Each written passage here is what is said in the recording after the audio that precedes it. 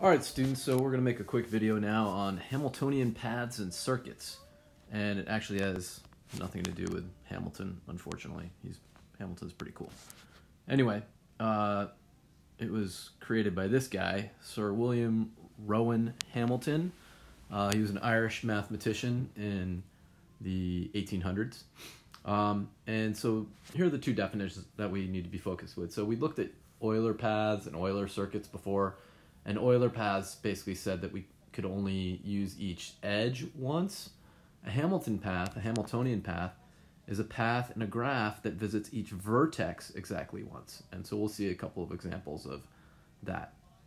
And then like Euler paths and circuits, there are Hamiltonian circuits. And a Hamiltonian circuit is a Hamiltonian path that starts and ends at the same vertex. And note, it actually kind of violates this definition here, right, where we can only visit each vertex once, but the start and end vertex is actually visited twice. So that kind of makes sense. So here, let's look at an example. And Hamiltonian paths actually make sense for things like delivering, postmen and things like that, where they want to visit, like, say, a number of houses without having to, worry about having to go on every street. Delivery services like Amazon, they, probably use this sort of algorithm to try and figure things out. Like, they need to just make sure they hit all their stops, and it doesn't matter which streets they use to get there. So if I start here, and I could go this way, and then I could go this way, and then I can go all the way around, right? So if I just start here and I just go around all of the edges on the outside, that's a Hamiltonian circuit. I visited all of the vertices once, and I started and ended at the same one. I didn't go down these streets here, but that's okay. I didn't have to. So this has nothing to do with an Euler path or an Euler circuit. This is just a Hamiltonian circuit. So we can actually do a Hamiltonian path on this one too. So if I start here and I go down, over, up and around, over, and then down. Now look, I've visited every single vertex on this path,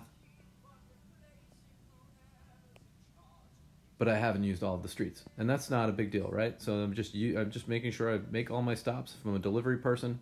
And if I don't care about coming back to my original stop, right? Say I'm like actually not getting out of my car, or like a postman might, park his mail truck here and want to get back to their mail truck, his or her mail truck, at the end of their route.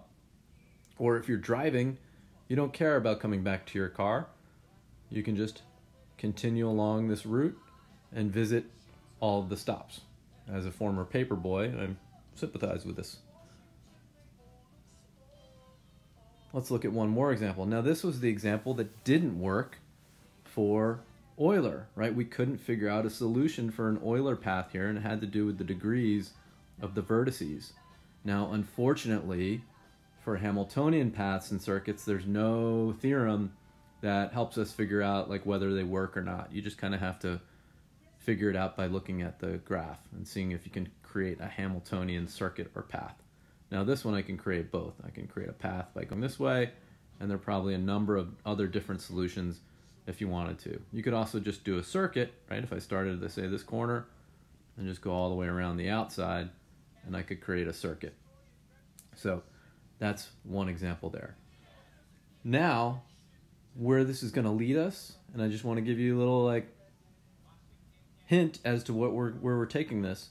This is going to take us to weighted graphs, and we're going to think about problems where we start at A and want to visit all of the vertices in the shortest time or distance or whatever we're talking about here with these weights or cost or whatever these weights are, and we want to try and optimize that problem. So here's an example of that if you wanted to think about that.